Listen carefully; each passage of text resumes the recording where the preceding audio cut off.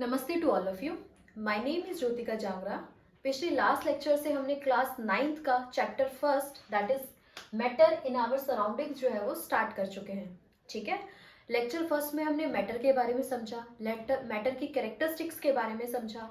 Second lecture में हमने बड़े इंटरेस्टिंग तरीके से डिफ्यूजन को समझा। थर्ड लेक्चर में हमने जो है वो स्टेट्स ऑफ मैटर के बारे में समझा, उनकी कंपैरेटिवली हमने स्टडी करी। ठीक है, अगर आपने उन वीडियोस को नहीं देखा है तो पहले उन लेक्चर्स को प्लीज देख के आए, जब भी आपको ये लेक्चर समझ आएगा। ओके, अब जो है वो इस लेक्चर को शुरुआत करते हैं। और शुरुआत करने से पहले एक छोटा सा टॉपिक जो है वो मैं आपको पढ़ाना चाह रही हूँ ताकि वो जो है वो आपको समझ आए next lecture, I mean next topic. Okay, अब स्टार्ट करते हैं। तो मेरा जो टॉपिक है वो है काइनेटिक एनर्जी। काइनेटिक एनर्जी क्या होती है? काइनेटिक एनर्जी ये होती है कि पार्टिकल्स की, नॉट इवन सिर्फ पार्टिकल्स, किसी भी ऑब्जेक्ट की मोशन की वजह से, किसी भी ऑब्जेक्ट की मोशन की वजह से जो उसमें एनर्जी प्रोड्यूस होती है ना, that is kinetic energy. The energy produced by the motion of the particles या फिर motion of the any object is called kinetic energy. ठीक है, अब जरा हम बात करते हैं काइनेटिक एनर्जी में एक्चुअल में होता क्या है। ये एक बहुत अच्छा सा एग्जांपल जो मैं आपको बहुत बार दे चुकी हूँ, एक और बार दोबारा देती हूँ कि जब हमारी मम्मा खाना बनाती है दूर तक खुशबू आ जाती है, तो एक्चुअल में होता क्या है? एक्चुअल में ये होता है कि उसके जो पार्टिकल्स होते हैं ना, वो जो है वो मोशन करते हैं, मतलब वो जो है वो मोशन करना, तेज तेज मोशन जो है वो स्टार्ट कर देते हैं। ठीक है, तो उसमें होता क्या है, पार्टिकल्स की मोशन की वजह से ही वो पार्टिकल्स जिसमें से खाने की खुशबू आ रही है, वो जो हमारे नाक तक इतनी दूर तक आया है, हमारी नोज तक पहुंचा है, उसकी मोशन हुई है, तो उस मोशन की वजह से ही जो है वो हमें दूर तक खुशबू आती है। वहीं अगर मैं आपको ठंडा ब्रेड जैम दे दूं तो उसमें से कभी खुशबू आती है? उसको पास लेके आओ, जब जाके थोड़ी बहुत उसमें से खुशबू आती है कि हाँ कुछ है।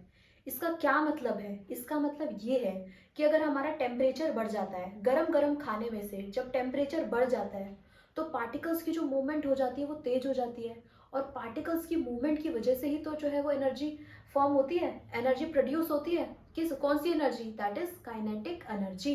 अब मैं जरा यहाँ पे लिख देती हूँ कि टेम्परेचर बढ़ जाएगा तो क्या होगा।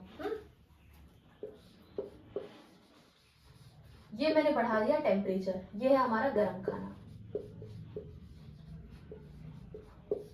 टेम्परेचर बढ़ा दिया। टेम्परेचर बढ़ जाने की वजह से जो है वो पार्टिकल्स की मूवमेंट जो है वो बहुत तेज तेज हो गई, तेज तेज तेज तेज तेज तेज। पार्टिकल्स मूवमेंट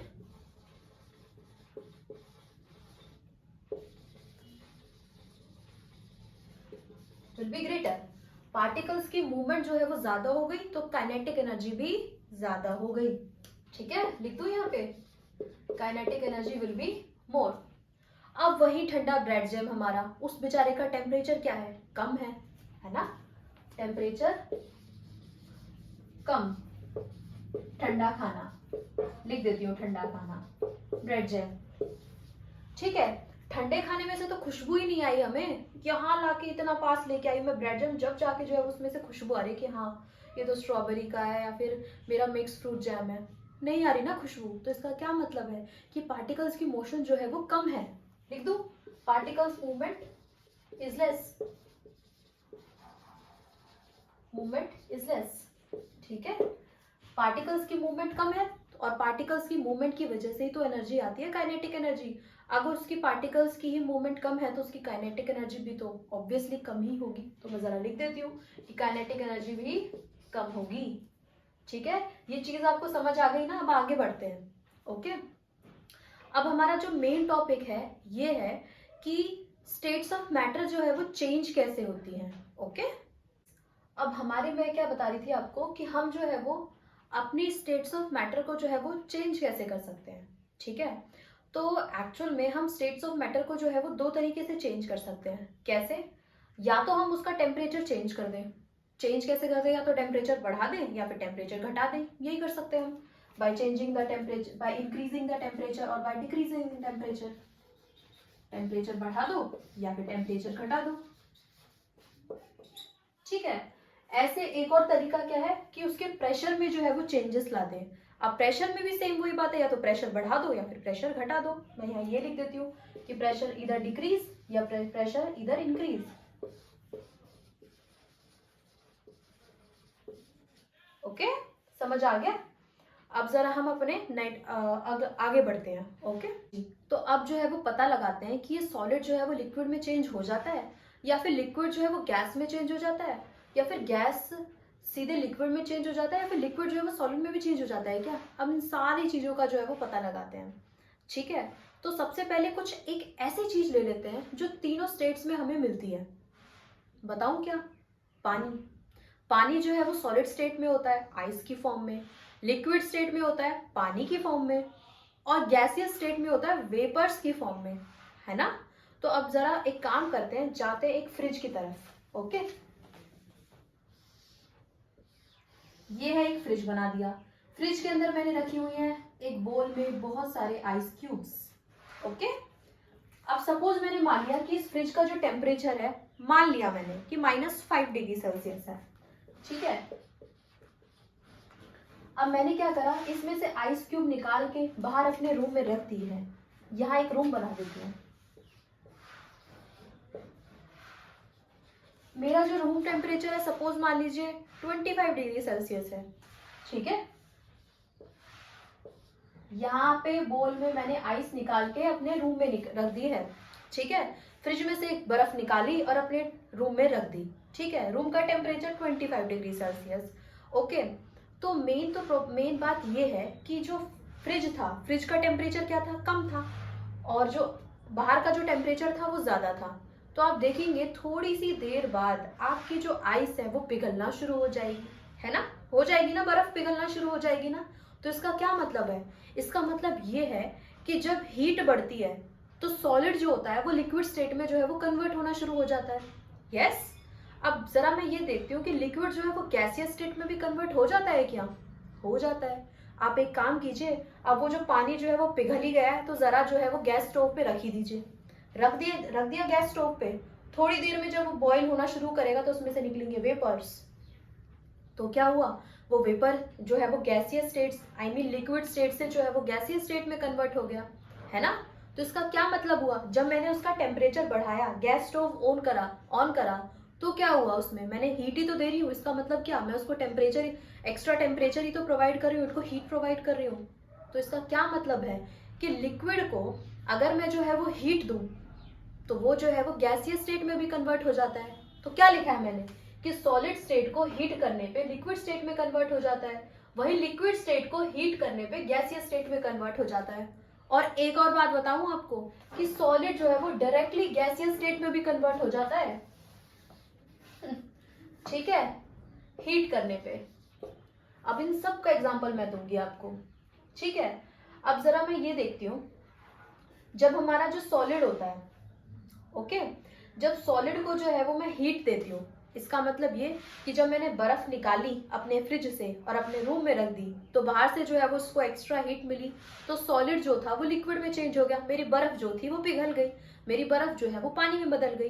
तो इस पूरे प्रोसेस को पता है क्या कहा जाता है? इस पूरे प्रोसेस को कहा जाता है fusion. The process when we heat solid and it converts into liquid, it's called fusion. Okay, fusion. Okay, आ गया समझ? अब जरा अब यहां बढ़ते हैं। वही मैंने लिक्विड, मतलब मेरा जो बर्फ पिघल गई थी बेचारी, उसको जो है वो गैसियस स्टेट में, आई मीन उसको जो है वो गैस स्टोव पे रख दी। और गैस स्टोव पे रखा, जैसे मैंने टेम्परेचर, मतलब उसका टेम्परेचर बढ़ा, तो वो जो है वो वेपर्स की फॉर्म में जो है वो मिल गई हमको। इस प्रोसेस को क्या बोला जाता है? This process is vaporization. Okay, vaporization is a process when we heat liquid and it starts converted into gas is called vaporization। ठीक है, आ गया समझ? और एक और बात बताऊं, सॉलिड जो है वो डायरेक्टली गैसियस में स्टेट में भी कन्वर्ट हो जाता है। एग्जाम्पल बताती हूँ। जैसे कि आपकी नैप्थलीन बॉल्स होती हैं, जब सर्दियां आती हैं तो मम्मी क्या करती हैं, बेड में से जो है वो सारे के सारे विंटर के कपड़े निकालती हैं, आई मीन उसको साफ वाफ करती हैं, और साफ करने के बाद जो है उसमें 2-3 जो है वो कपूर की गोलियां जो है वो डाल देती हैं। तो क्या होता है, कुछ टाइम बाद उसको देखो तो वो जो सॉलिड होता है, मतलब जो कपूर की गोलियां हैं, ऑब्वियसली जो है वो सॉलिड फॉर्म में है, और वो जो है वो गायब हो जाती हैं। तो इसका क्या मतलब है कि सॉलिड जो है वो डायरेक्टली हवा में मिल गया, आई मीन गैसियस स्टेट में कन्वर्ट हो गया। This process is sublimation. Okay, sublimation. ये लिख दिया मैंने sublimation. Sublimation is a process when solid converted into gaseous state without changing in is a process when solid directly converts into gaseous states. Okay, ठीक है. अब बात आती है कि अगर मैं वही, अब मैं जरा इधर आती हूँ, यहाँ पर आ गई मैंने. अब बाहर जो था वो मेरा बाहर पानी था, तो मैंने सोचा जरा मैं इसको क्या करती हूँ, जमा देती हूँ, फ्रिज में चली जाती हूँ. दोबारा अपनी आइस की वो वो जो पिघला हुआ पानी था वो लिया और फ्रिज में रख दिया. फ्रिज खोला और रख दिया. थोड़ी देर बाद देखा वो जम गया. इस प्रोसेस को पता है क्या कहा जाता है? This process is solidification. Why solidification? क्योंकि लिक्विड जो है वो सॉलिड स्टेट में कन्वर्ट हो रहा है. ठीक है. जब लिक्विड जो है वो लिक्विड को ठंडा करने पर, क्योंकि फ्रिज का टेम्परेचर जो है वो कम है, इसका मतलब क्या है कि जब लिक्विड को ठंडा करें और जो लिक्विड है वो जो है वो डायरेक्टली सॉलिड में कन्वर्ट हो जाए, this process is solidification. Okay. Liquid को कूल डाउन करें, ये रहा ना लिक्विड, इसको ठंडा करा, लिक्विड को ठंडा करा, तो ये जो है वो सॉलिड्स में कन्वर्ट हो गया. This process is solidification. Okay. अब आगे बढ़ते हैं. वहीं अगर मैं क्या करूं, गैसियस स्टेट को लिक्विड स्टेट में भी कन्वर्ट कर सकती हूँ. इसका एग्जांपल, अब हम क्या कर सकते हैं, गैसियस स्टेट को जो है वो लिक्विड स्टेट में भी कन्वर्ट कर सकते हैं, है ना. गैसियस स्टेट को लिक्विड स्टेट में कहाँ देखा है हमने, कहाँ देखा है? अपनी किचन में देखा है. पता है कैसे? जब हमारी मम्मा खाना बनाती है, हमारी मदर्स खाना बनाती है, हमारी मम्मियाँ खाना बनाती है, तो क्या करते हैं हम लोग, जब भी कोई खाना बनता है तो उसके ऊपर जब वो गरम गरम होता है तो उसका ऐसे बर्तन वो जो ऊपर से प्लेट होती है वो हटा के देखिए, तो आपने कभी नोटिस करा है उस पर जो है वो वाटर ड्रॉपलेट्स होते हैं. बोलो कि पानी आता है, पानी रहता है, उस पर वाटर ड्रॉपलेट्स होते हैं ना.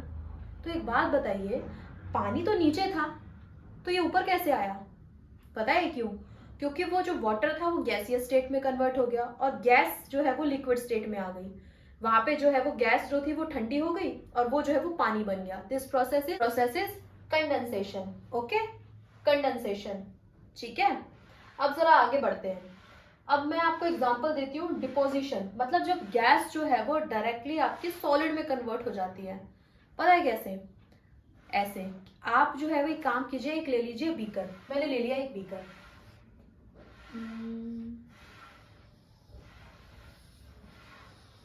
बीकर ले लिया. बीकर के अंदर जो है वो कैम्फर डाल दिया. ऊपर जो है वो कॉटन प्लग रख दी, कॉटन प्लग लगा दी, लगा दिया कॉटन प्लग. मैंने क्या करा, नीचे से जो है वो हीट दे दी, हीट दे दी. तो ये जो है वो सॉलिड जो है वो गैसियस स्टेट में कन्वर्ट हो रहा है. सॉलिड जो है वो गैसियस स्टेट में कन्वर्ट हो रहा है. दैट इज हमारा सब्लिमेशन. ओके. लेकिन अब आप ये प्रोसेस भूल जाइए. अब सोचिए ये हटा दिया. अब धीरे धीरे आप देखेंगे कि ये जो गैस है ना, ये जो वेपर्स है ना, ये यहाँ पे आके जो है वो डिपॉजिट होना शुरू कर देंगे. ये यहाँ पे आके डिपॉजिट होना शुरू कर देंगे. आप इसे मत देखिए सब्लिमेशन को, आप ये देखिए कि जो गैस के जो पार्टिकल्स हैं वो यहाँ पे आके जो है वो डिपॉजिट होना शुरू कर रहे हैं. दैट मीन्स गैस जो है वो सॉलिड में जो है वो कन्वर्ट हो रही है. इसका मतलब क्या है? This process is deposition. क्यों? क्योंकि यहाँ पे आके पार्टिकल्स जो है वो डिपॉजिट हो रहे हैं. ठीक है, डिपोजिशन.